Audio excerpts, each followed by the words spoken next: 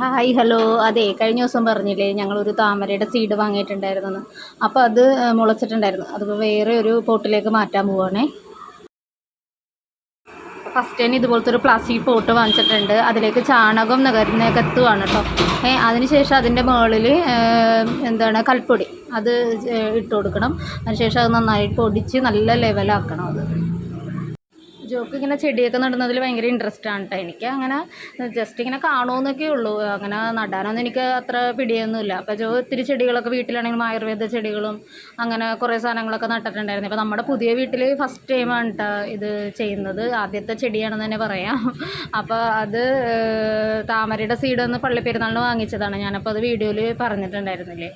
അപ്പോൾ അത് വെള്ളത്തിലിട്ട് ഇപ്പോൾ റെഡിയായി വന്നിട്ടുണ്ട്. അതുകൊണ്ട് ഇപ്പം ഇതിലേക്ക് മാറ്റുവാണ്. അപ്പം ഞങ്ങൾ പപ്പ എന്താ ചെയ്യുന്നതെന്നൊക്കെ ഉള്ളതിൽ ആകാംക്ഷയോടെ നോക്കിക്കൊണ്ടിരിക്കണേണ്.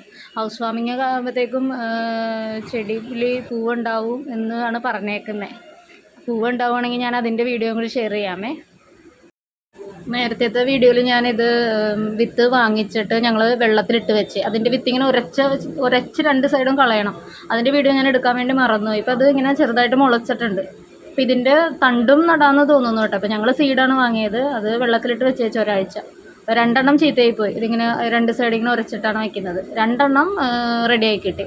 അപ്പോൾ അത് നട്ടു. ഇതേ ഇപ്പോൾ ഒരു 3 ദിവസം കഴിഞ്ഞപ്പോൾ തന്നെ ഇല വന്നു. ഇതേ ഒരാഴ്ച ആയപ്പോഴത്തേക്ക് 4 ഇല വന്നു കേട്ടോ. അപ്പോൾ കണ്ടപ്പോഴത്തേക്ക് ഇത് പിടിക്കുന്നു തോന്നണം. കണ്ടപ്പോഴത്തേക്ക് ഇതേ അവൻ വന്നാൽ അതിൻ്റെ കറക്റ്റായിട്ട് വെള്ളം കുടിക്കുന്നുണ്ട്. അവന് വെള്ളം കിട്ടാൻ